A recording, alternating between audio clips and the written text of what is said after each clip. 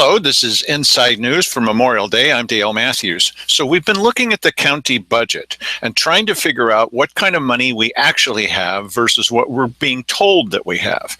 And as you could see last night, when Arthur O'Hare, the finance director, stood up at the budget committee, it was more like a show, because what he was saying was, there are certain things we can do and other things that we can't do, and this is restricted by the state. We can see now that that's not true. So what do you do when the finance director from the county is telling you something which is completely false? And he says it with such conviction.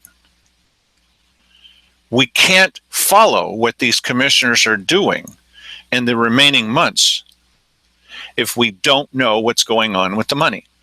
And Arthur O'Hare is covering that up. We know that that's true because we heard Arthur O'Hare say there are only certain things that we could do. Cut and dried. That's it. It's over. Can't do anything else. And then we saw what the commissioner said. Oh, well, we have the leeway to spend that money the way that we want to. So during the remaining months that these commissioners are in office, we're going to try to make sure that they don't make off with the silverware.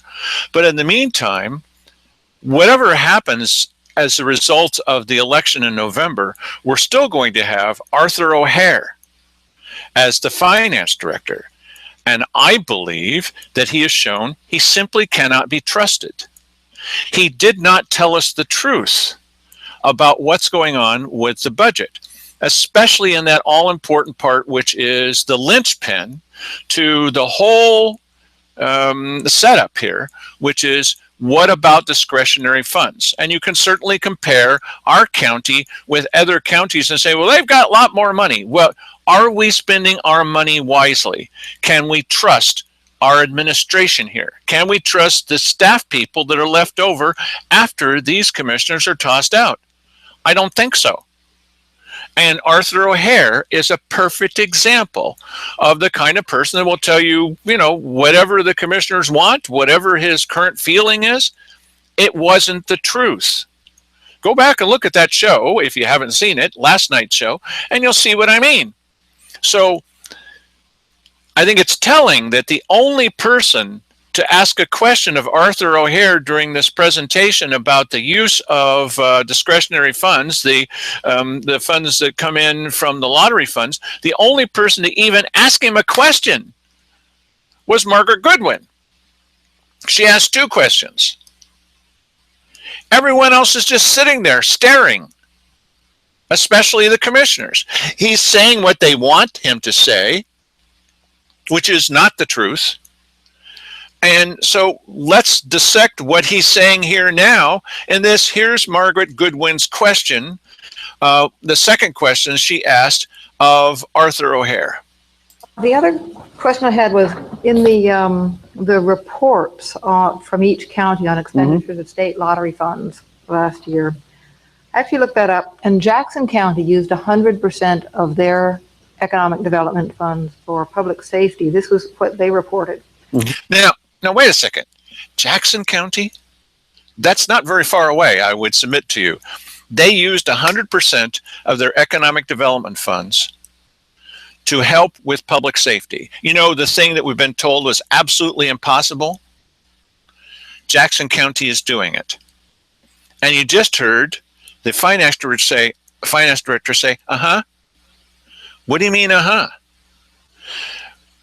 We've been saying on this show for months, why don't we do that? And the answer we're getting from the finance director and from the county commissioners is, that's impossible. We can't do that. He just said, uh-huh, and that counters what he said earlier in the same budget meeting. But you can't do that. Uh-huh. During the 2014-15 fiscal year, Jackson County used the funds to promote business activities by providing a safe environment for businesses to operate in. I saw that, yeah. And I thought that that's very interesting. I don't know that that's been done before, but the state accepted that as a legitimate use of those funds. So that in the future would be... No, why is he nodding his head? The state accepted that as a legitimate use of those funds. And he's going like this. Yeah, I saw that. He just told us that that kind of thing is not possible. And now he's nodding his head. Why is he nodding his head? Option for Josephine County. And, you know, for the past several years, we've been hearing that the biggest thing that's preventing businesses and professionals from coming to Josephine County is crime. Mm-hmm. So if that's actually true, then it seems obvious that that the best use of the Economic Development Fund would be to address the issue that is the biggest barrier to economic development. And I'm not suggesting that we do that this year, because obviously there's no proposals or plans to do that. But now that we know that that's possible, I would really like to see in next year's budget meetings proposals from the sheriff and from the juvenile justice, and see what kind of alternative uses we could do that would remove the biggest barriers to economic development while at the same time improving public safety. Now, just take a look here at this lineup here. Here's Cheryl Walker that's waiting for Peggy Goodwin to stop talking. There's the fellow next to her that's resting his chin on his hand.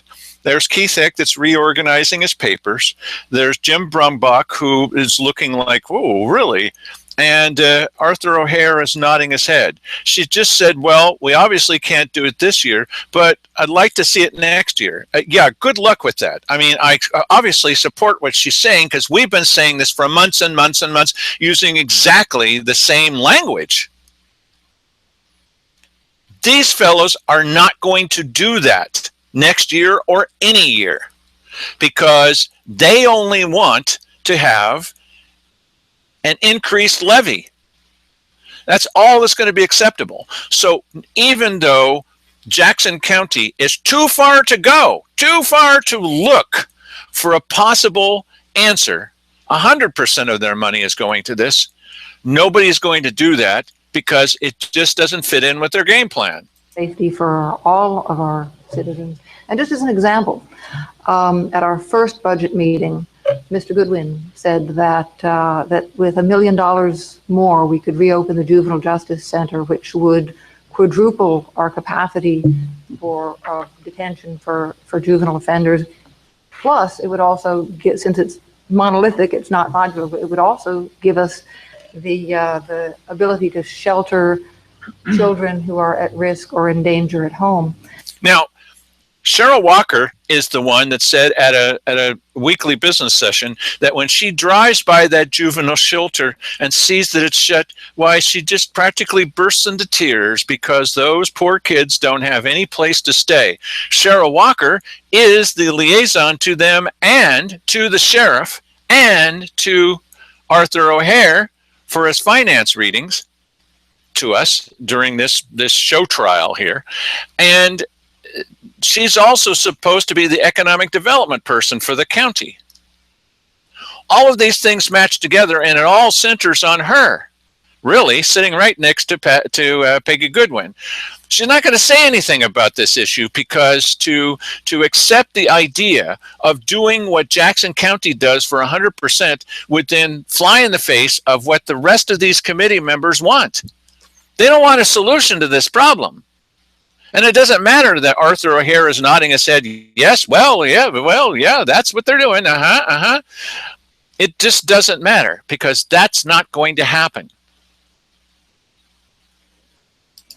And out of that $1 million that would be required, he said that there's a potential to get $300 to $400 from the state.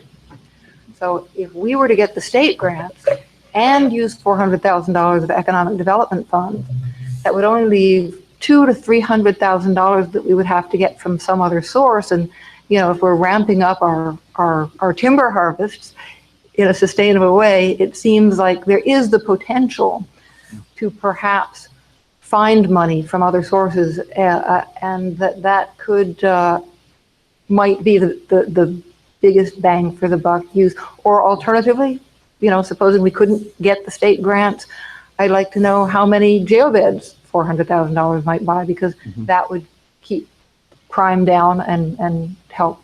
So I'm not suggesting that we do anything this year.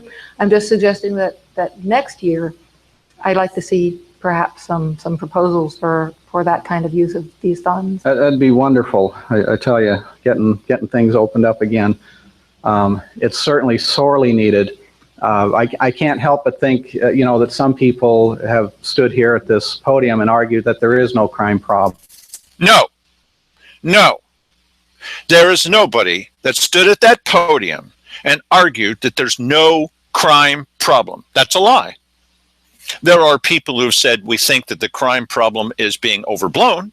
There are people who have said we think that you're using this for political reasons. There's people that said you've declared an emergency, and that word never came up during this budget hearings, by the way.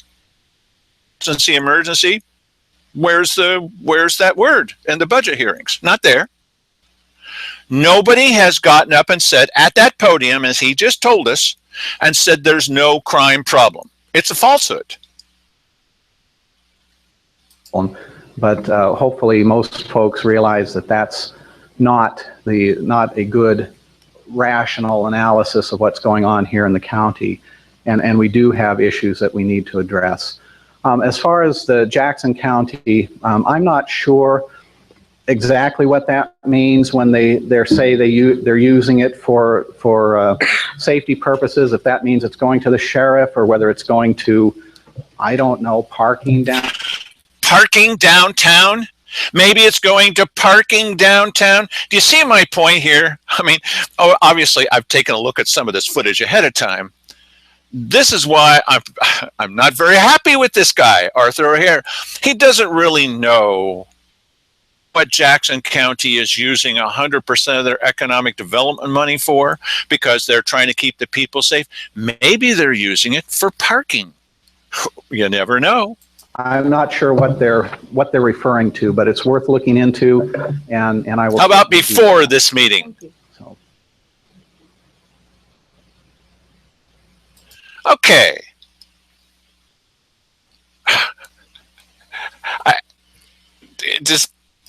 It defies logical description that this guy would try to suggest that maybe what Jackson County is using 100%, we get $400,000 a year. And maybe Jackson County is using it for parking. Okay, budget overview and summary.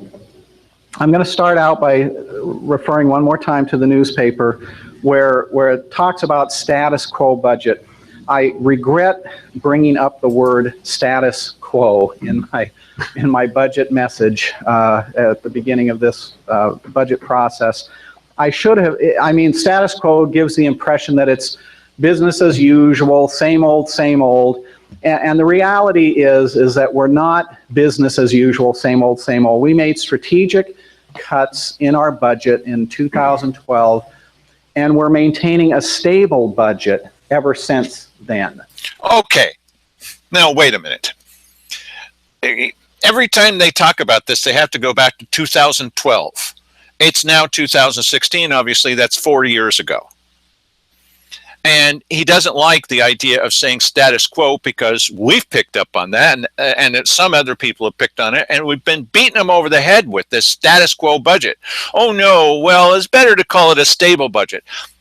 As long as almost a year ago, they were saying to the various departments, including the sheriff's department, don't be asking for any more money. We're not going to give you any more money. Now, they also could have said, hey, we want you to ramp back a little bit, or we want you to loan one person to the sheriff's department because he's desperately in need of it because it's an emergency. None of that happened. There wasn't any ramping back. Oh, we're at bare bones, you see. Every year we're at bare bones. Even after we've cut back, we're at bare bones minus. We're at even further bare bones. You know, those bones, just how deep did they go? They've been saying that we're at bare bones since well before these commissioners were in as well. Everything has been bare bones. It cannot continue to be that way year after year after year. It's just not true. Certainly not trying to suggest that we're dripping with money. As who was it? It was the former editor of the Courier, Dennis Roller, said that the city, Grants Pass City, has so much money it's embarrassing, even though they were trying to add on a sales tax. So there's the logic there. And you can certainly vote for, who is it, Dan DeYoung, who was sitting right there during all of that and was also promoting that same idea. There you go. Okay. City leadership of the county, same ideas. In this particular case, what they're saying is that we're at bare bones now, or is going to say it, or they've been saying it throughout this meeting. And so there's absolutely nothing we can do. One, the state prohibits us from doing anything. And two, we're already at bare bones. This is simply not true. There is some money available. $400,000 is not chicken feed. It could be used to help out with the sheriff's department, but he never asked for any of that money, did he?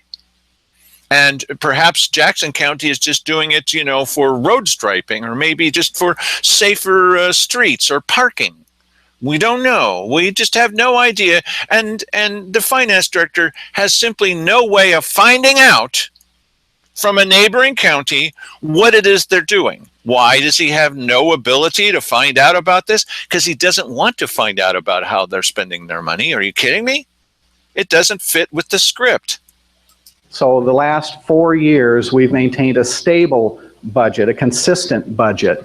We're putting our funds in those important areas and those areas that we identified as being the most important. Now, the areas we've identified as being most important, you mean like the emergency area? You mean like in law enforcement? Yes, a great proportion of the funds that come into the county go into law enforcement. $400,000 could help. And who was it that said recently? It was Larry Graves that said recently, and Facebook, well, you just can't take that $1.5 million that came in from the timber receipts and just spend it all at once. Who's talking about spending it all at once? Is Larry Graves, the airport's manager, talking about spending it all at once? Is that how he would spend all of the money? How about adding on one deputy? How about adding on one deputy, since this project didn't pass for, the levy didn't pass for putting sheriff's deputies in all the schools? How about adding on one deputy who, since it's such a crying need and the most important thing in all of Josephine County, how about hiring one deputy whose job it would be to spend time at each of the 3 main high schools? We can't do that because it's helping solve the problem, and we're not going to get any help to solve the problem. Is public safety. We're putting our funds there. We're funding our general fund departments at what we call the minimum mandated level. Now, what that makes it sound like is they asked the department heads, because I was there when they said minimum mandated level. What is the minimum? What is the minimum thing that can be done by your department that's mandated by the state? Well, just the words makes it sound like, okay, it's state law. You must spend the money on this. Therefore, if you're going to do the minimum, the bare minimum, then my gosh, you're going to have to cut back to the bare bones and just do what's required by law. Do you believe that that's what they're doing? They've been saying that. Let's just get one example, just one. They've been saying that now for years. Do you remember the $600,000 that was spent on one piece of software for the assessor's department? This one piece of software wouldn't communicate with any other software in the county. Second, they needed to hire somebody because the software was in such a mess that they had to hire somebody at $60,000 a year just to keep the thing running, even though we were already paying a maintenance contract for another $60,000 a year to keep the thing running. So we're spending $120,000 a year on one department to keep the thing running. And the software wouldn't communicate with any other software. Plus, we don't own the software. We only get a chance to kind of rent the software. We never would own the software. And then it turned out the software was a complete bust. It didn't work at all. They even had to finally admit, which they don't like to admit in this administration, that it was a complete bust. So, if they're required to do only the things mandated by the state, is this guy telling you the truth or not telling you the truth? So we went through the process of saying, assessor, what is your minimum mandate? And only your mandates. Clerk, treasurer, planning, mandated services, what's the minimum level we need to fund? And we've sent everything else that we can to our public safety. So this is what's known in history as the big lie. I thought it was bad, the last finance director that we had, the chief financial officer. One of the things that she said is that she was instructed not to follow through on any loans or grants that we handed out to various lucky recipients throughout the county, not to follow through on those that came out of economic development money. Really? Somebody told her not to follow through? There were a number of things, and that would be a whole show all to itself. He's picked up right where she left off. This is simply not true, and it's not borne out by the evidence. Now, either we're going to be knee-jerk reaction people who always support the government no matter what they say, or just as bad, the people on the other side who never believe government no matter what they say, or somewhere in between where we say, okay, I have my doubts about what you've been telling me because we've caught you in the past not telling us the truth, lying to us, but I'm willing to try to believe you, but it's going to have to make sense. And when we've got evidence that's to the contrary, then we're not going to believe you. And as Simon Hare was pointing out last night, after a while, that cascades and it starts looking like you're never telling the truth. I'm getting to that point here with our finance director. Status quo budget, well, under one sense of the word, maybe a better sense would have been a stable budget is what we're working with. Okay. In your agenda packet that I sent you, and there's copies on the back table, I have 3 pieces of paper, 3 memos that I sent to you to just, as a response to some of the issues that were brought up, some of the questions, some of the discussions that were brought up, and that have a bearing on the discussions that you'll have in a few moments. Okay, so I know I keep interrupting, sorry. You can also watch this without any commentary at all, if you like, on the county's website. So these documents that he's now talking about, the 3 things, were apparently available on the table as you walk in the Ann Basker Auditorium. That's the only place they were available. They were given to the budget committee, including the 3 commissioners, for them to look at, but not for us to look at, okay? And he's saying that these are vital issues that have been brought up. Well, some of them have brought up at the budget meetings, but there are few comments at the budget meetings. They've mostly been brought up by us in this show, mostly. We do most of it. And then a couple of items every once in a while by the Courier, none by KJO, none by the IV News, certainly none by that advertiser thing that's supposed to be also a newspaper. We're the main people that have been bringing them up, and then they've been getting phone calls or emails from people. And there's then the weekly business session. So this fellow's job is to get up and explain as completely as he thinks that he can, why none of those complaints are valid. And so what he did not do is make any of that available to us to take a look at so that we can then maybe get up during the budget hearing and say something about it. That would be nice. Not going to happen. That's not the way these guys operate. So the first thing I want to refer to is the Elected Official Compensation Committee. There were some questions as to what that might cost. You know, what was the fiscal impact of that, of those suggestions? There were no questions that I've heard from anybody about what that would cost, because that's only going to cost a few $1,000s here or there. I don't think that there's no sane person that I know that cares just about a few $1,000s in a budget of, what is it, 8 million or something? That's not the point. The fellow that was laughing in the back of that audience was Larry West.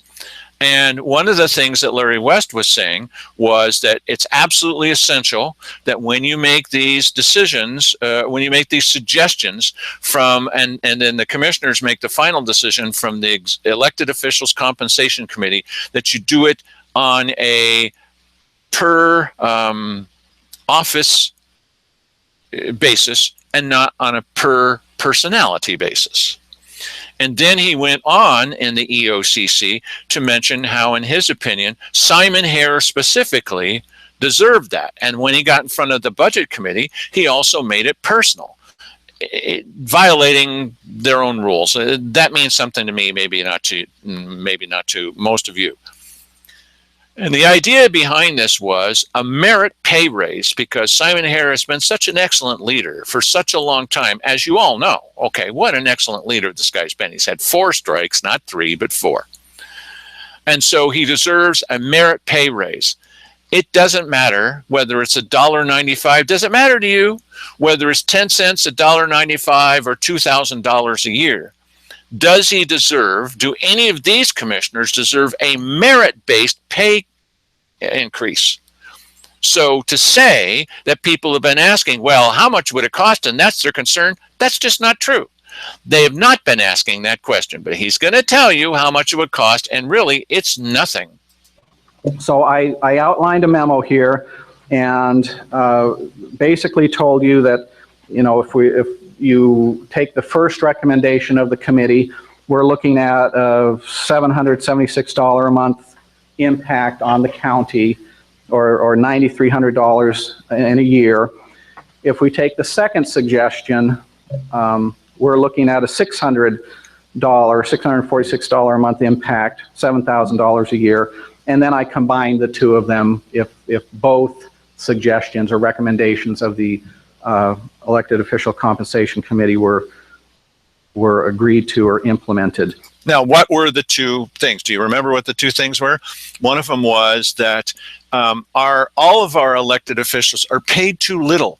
When you use the kind of comparator counties that they insist on using, comparing by population alone, why then every official that we have is underpaid.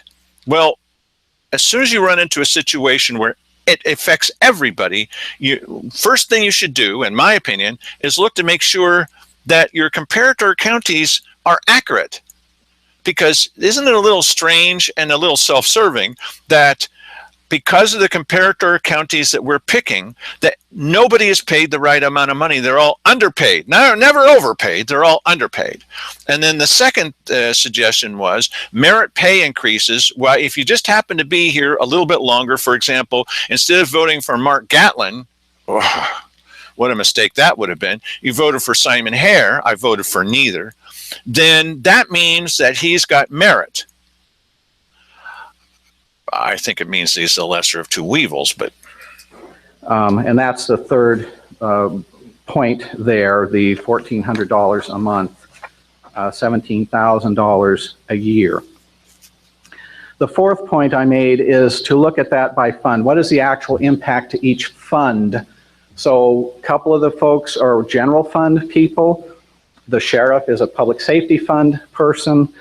And Commissioner Legal is ISF fund, the Internal Service Fund people. And you can see that the impact we're talking about, for example, on the general fund is 0.05%. Well, see, it's absolutely nothing.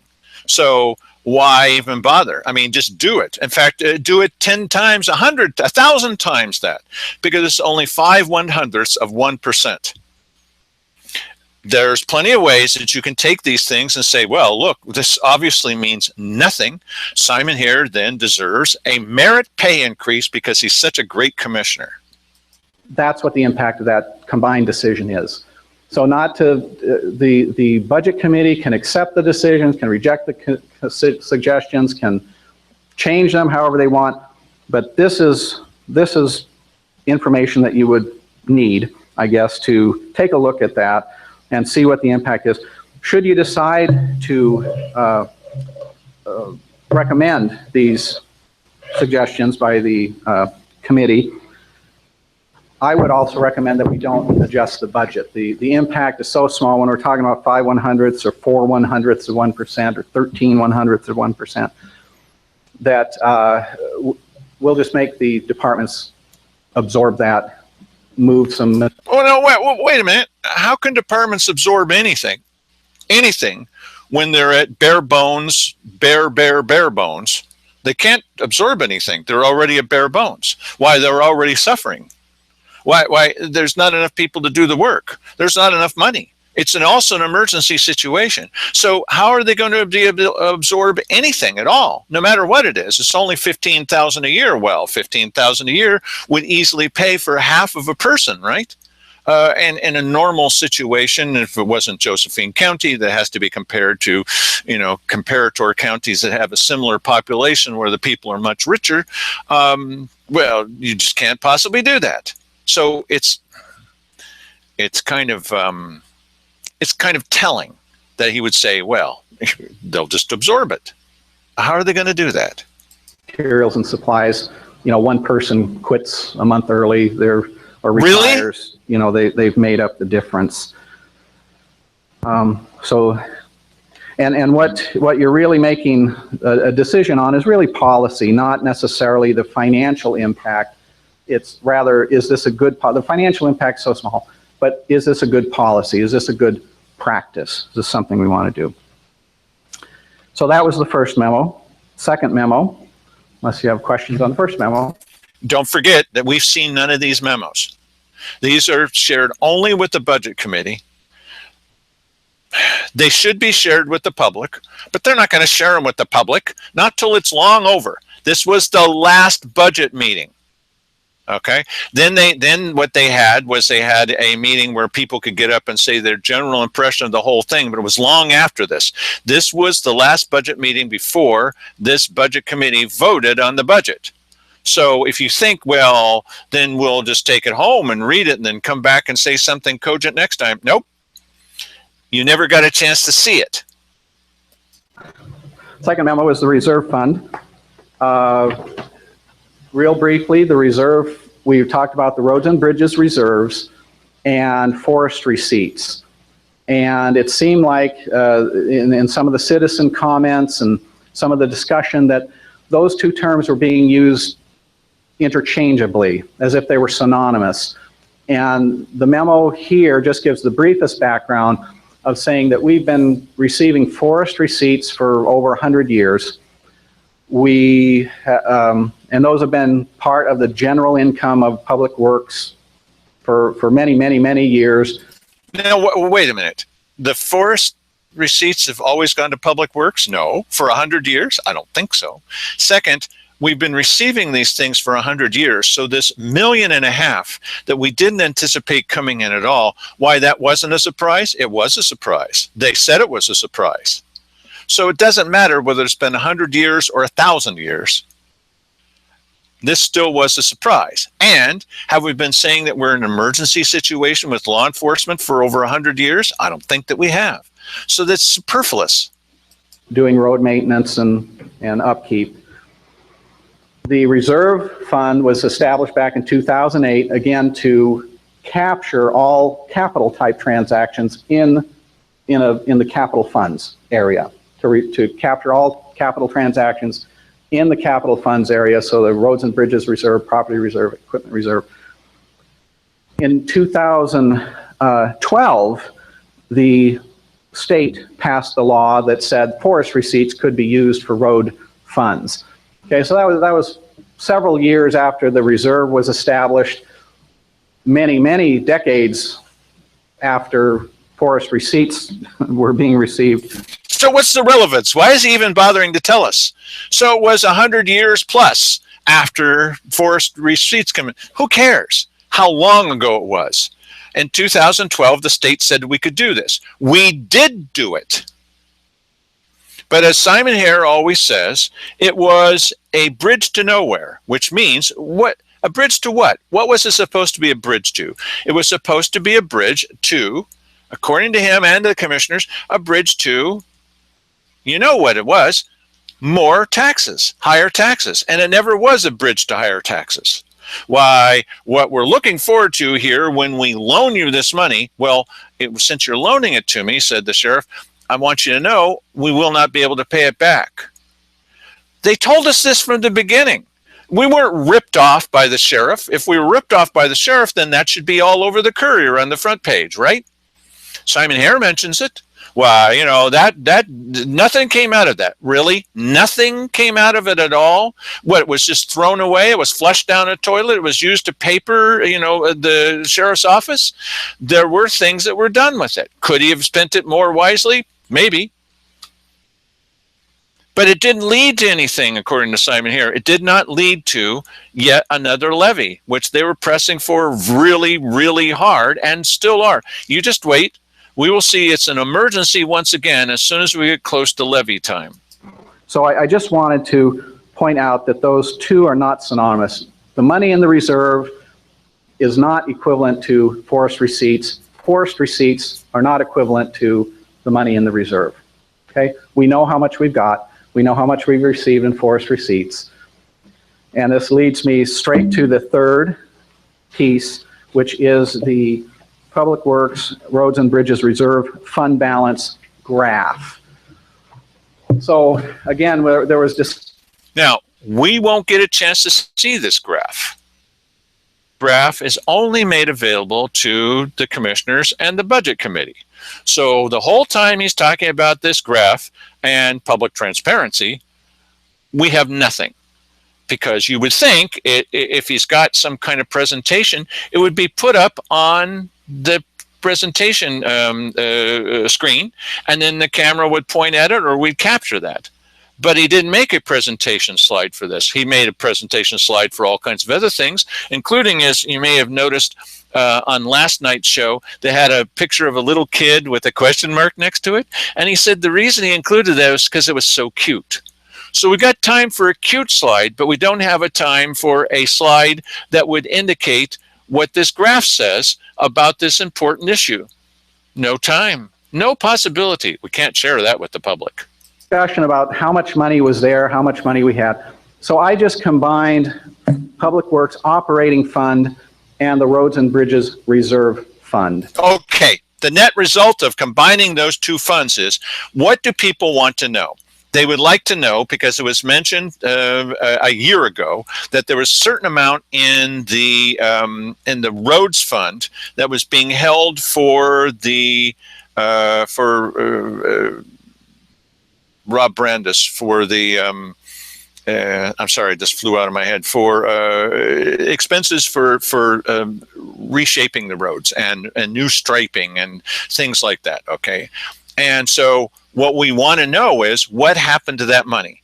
The only way to compare how much money we have now is if we can compare it with what we have then. And what we do have in front of us is testimony from the commissioners and from Arthur O'Hare about how much money was available at that time.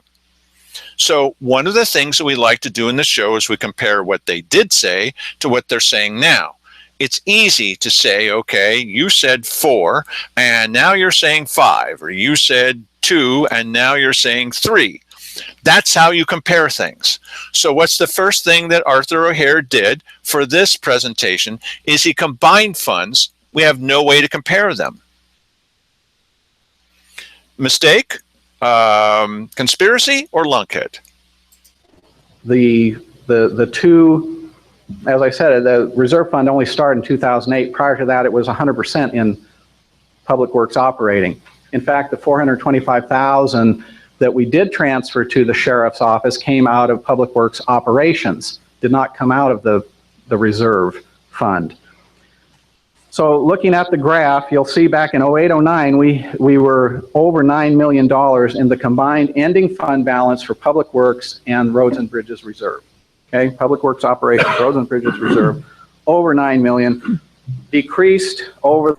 Have you happened to notice how it used to be called the Road Reserve Fund, and now it's called the Roads and Bridges Reserve Fund?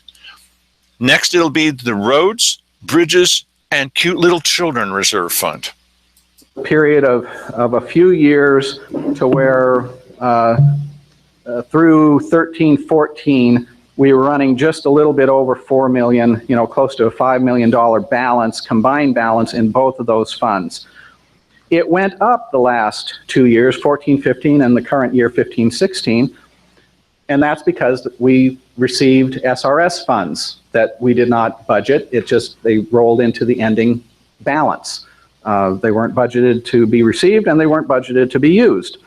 So you can see in 14-15, 15-16, the balance went up from a little over 4 million to about 6 million in the current budget year, 15-16. And then in the budget you have in front of you, the 16-17 budget, you'll see that the ending fund balance, the June 30, 2017 ending fund balance combined for Public Works operations and Public Works Roads and Bridges Fund is around $4 million. So we are spending $2 million of our ending fund balance in Public Works for roads and bridge projects. And you can look under the capital fund tab in your budget and see the projects that are going forward, the repaving of Foothill Road, for example, and the various bridges that are being replaced. The various bridges that are being replaced? The various bridges that are being replaced completely by our county? By a combination of county and state funds? By funds that come in from the federal government for infrastructure repair? We're completely replacing bridges? Smaller bridges and so on. So that's just, again, just so everybody's operating on the same page when we are talking about how much money is available, where is it at. We can't know how much money is available and where it is at if you combine the funds together. They've not been combined together before, and suddenly for this presentation, for this show trial at the budget committee, they're being compared, they're being lumped together. Okay, now try to compare them. We couldn't compare them before. We kept asking them, where'd the money go? Where'd the money go? Where'd the money go? We weren't getting any answers, and now we're finally getting some kind of answer. It doesn't match with any other numbers. Why doesn't it match with any of the other numbers? Because he's decided to compare, to compile them all, to put them together. Can't keep them separate. Right. The balance there is going to be around 4 million. Yes, we have forestry receipts of at least that amount. I think the discussion was 1.5 million.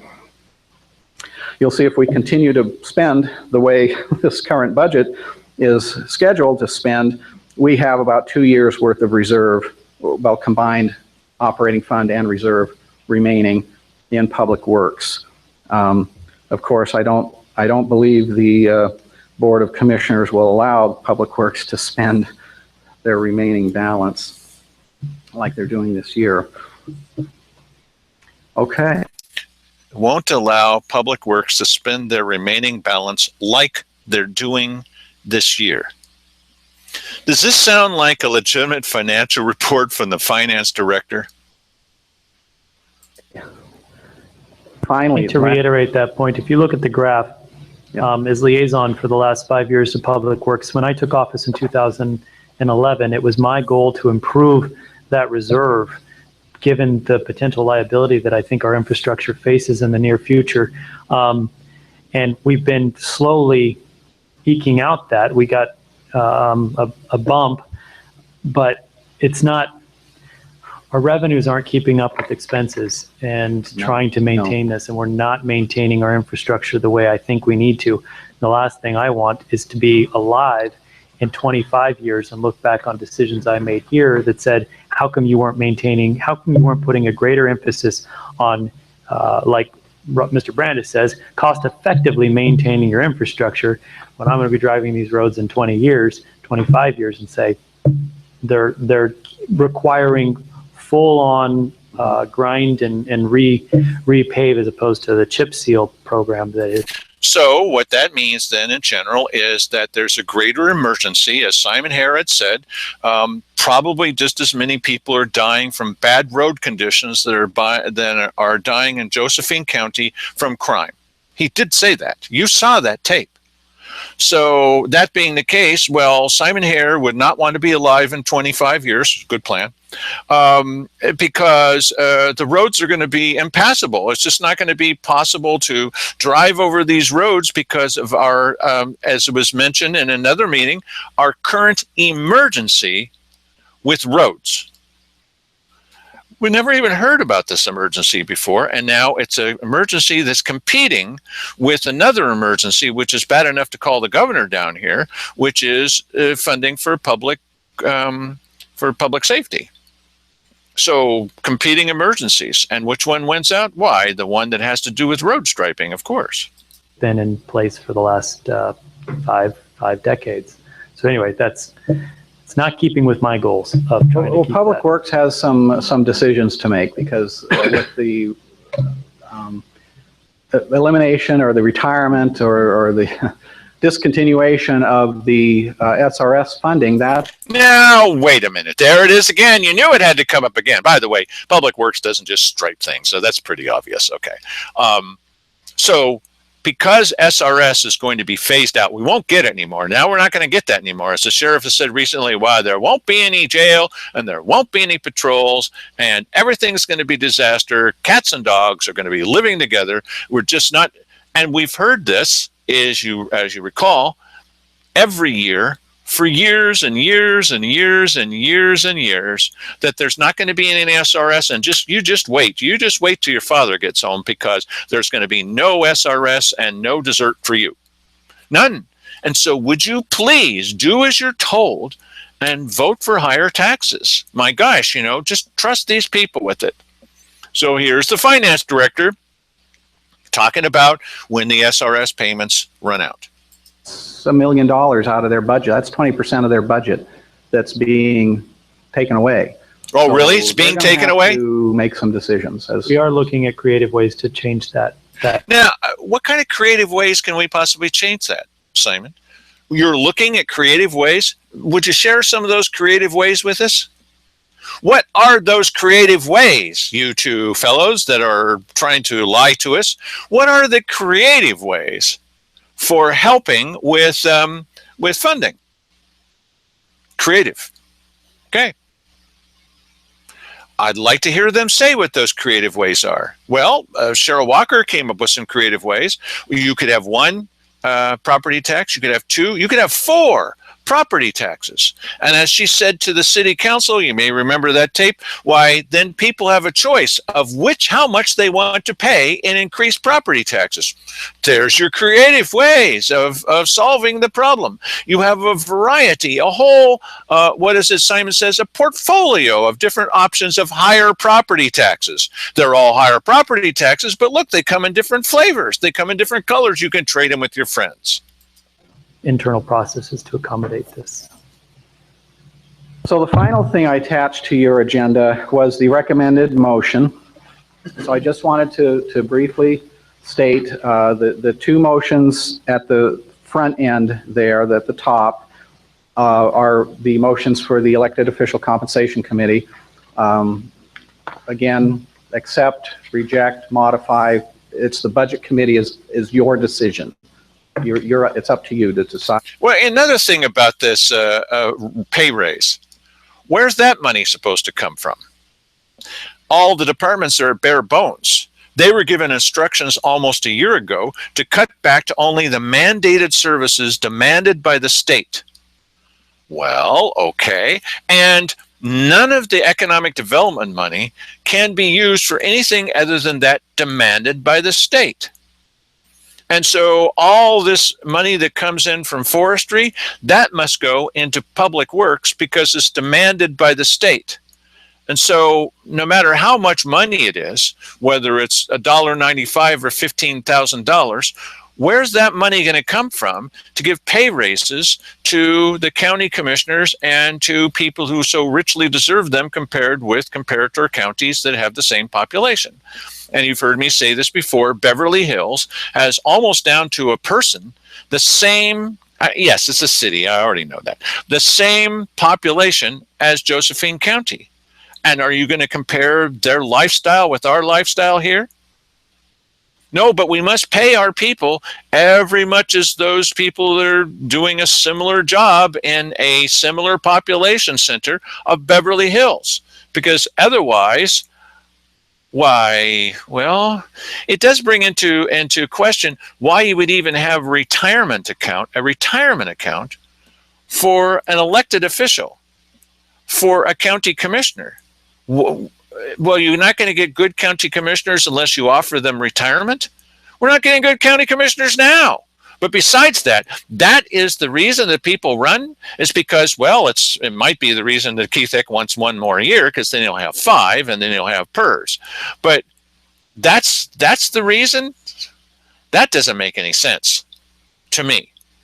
But I've given the wording that will either the combined or the individually, how that will implement the policy recommendation that the elected officials compensation committee put forward. Now, where did that come from? You may recall from watching the tape that the EOCC, when they sat down, the person that came up with that idea was J.J. Schofield, the HR director.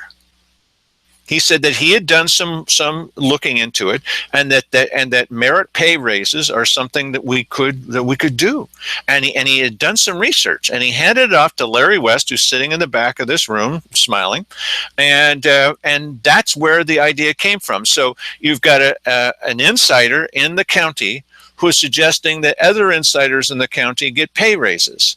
And it's from J.J. Schofield. You wouldn't expect anything less from J.J. Schofield as full employment and maximum possible salaries, even for elected officials, with retirement, in our financial condition, with an emergency. The second one is the recommended motion to approve the budget and levy taxes. This, again, needs to be done. The numbers that are listed there, both for the $90,362,000 and the FTE level 334.52, you'll find that on, I think it's page 17 of your budget summary, and it's basically the resources and requirements section of each fund, the combined total of the resources requirements section of each fund. And then the second part of levying taxes, the 58.67 cents, the animal shelter levy of 8 cents, and then the adult jail bond, facility bond for $1 million. So that would be the language for levying the taxes. And that is my budget overview and summary. Okay, so that's our budget overview and summary for this section of county budget. So this, you've seen county budget number 1, you've seen county budget number 2. When we get to county budget number 63, we'll let you know. These are videos that are really revealing, finally, the transparency we've been asking for. Not the transparency about where the numbers are coming from, but the transparency about what this administration expects of their finance director, the kind of thing they expect from their HR director, the kind of thing that they would expect from the head of the elected officials compensation committee, the kind of thing where they feel that they're deserving of a raise, because of the great work that they've been doing in keeping everything running so smoothly in our county and keeping us all safe, declaring an emergency, and then coming up with a wide variety of creative ideas about how that emergency can be alleviated. And you've heard some of those ideas. I've repeated them, and you've seen them before.